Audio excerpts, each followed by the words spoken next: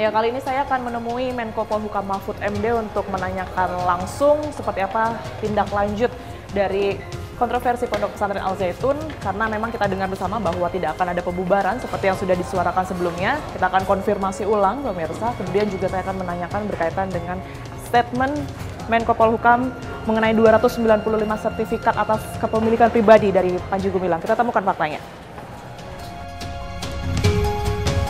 Ini dari pemerintah sendiri sudah sepakat satu suara, artinya tidak akan ada pembubaran pondok pesantren atau seperti apa tindak lanjutnya, Pak?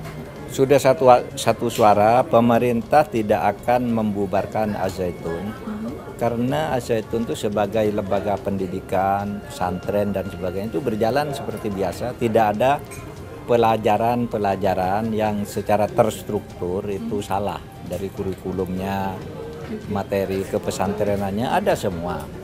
Nah, oleh sebab itu kesalahan-kesalahan itu yang ada kan melekat pada perilaku pengasuhnya, namanya Panji Gumilang, dan itu ada indikasi tindak pidana. Nah, itu saja yang kita pidanakan. Pesantrennya nanti kita bina bersama-sama. Bagaimana bentuk pembinaannya nanti kalau sudah ada kepastian hukum tentang status Panji Gumilang baru kita rapat. Mau diapakan di pesantren kalau misalnya ya.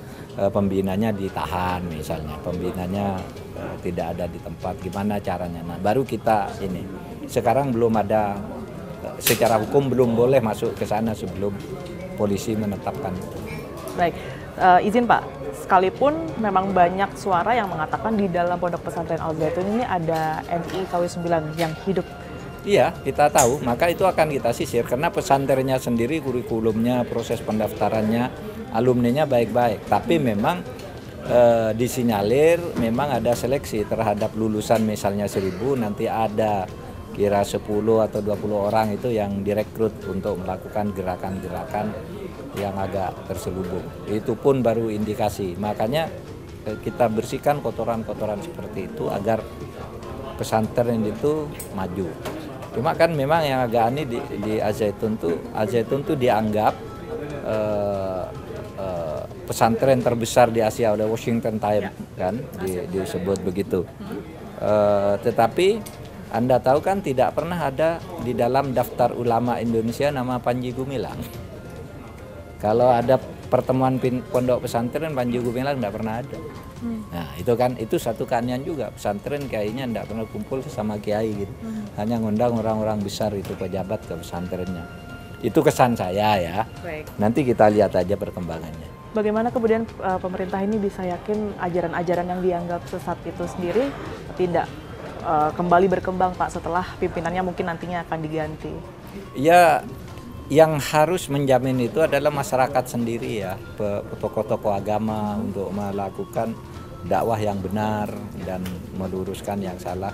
Kalau pemerintah terlalu banyak masuk ke urusan keyakinan orang mungkin tidak baik juga ya. Kalau tidak terpaksa jangan masuk. Karena keyakinan tuh kalau menurut ilmu konstitusi kan forum internum. Ya, forum internum.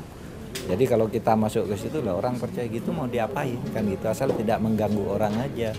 Asal tidak mengganggu orang, keyakinan orang lain aja kan gitu pada dasarnya. Berkaitan dengan 295 sertifikat tanah berkepemilikan atas nama pribadi, ini kalau dari Pak Mahfud sendiri dan juga pemerintah mungkin indikasinya kemana, Pak? Indikasinya penggelapan dan pencucian uang. Indikasi ya, tapi ini indikasi ya. Karena apa?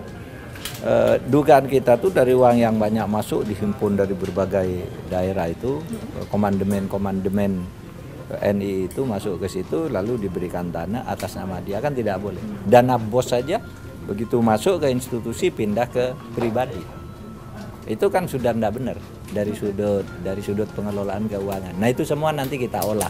Apakah dari pribadi itu benar-benar nanti digunakan untuk bos tetapi tidak ikut format yang umum atau apa, nanti di pengadilan akan diungkap semua. Baik, terima kasih banyak Gitu ya. Ayo, Pak Mahfud MD atas waktunya. Sehat selalu Pak Mahfud. Dari hasil wawancara kami sejauh ini MUI menyebutkan masih belum bisa mengeluarkan fatwa dikarenakan ada sejumlah kendala. Salah satunya ini adalah pimpinan dari Pondok Pesantren Al Zaitun Panji Gumilang yang disebut tidak kooperatif dalam masa penelitian MUI untuk kemudian ini mengeluarkan fatwa. Di sisi lain, pemerintah juga sudah satu suara untuk kemudian ini memutuskan tidak membubarkan Pondok Pesantren Al Zaitun, melainkan hanya menindak pimpinannya saja, yakni Panji Gumilang. Lantas seperti apa kemudian ini hasil dari proses penyidikan pihak kepolisian? Saksikan terus Fakta setiap hari Senin pukul 20 waktu Indonesia Barat, hanya di TV One.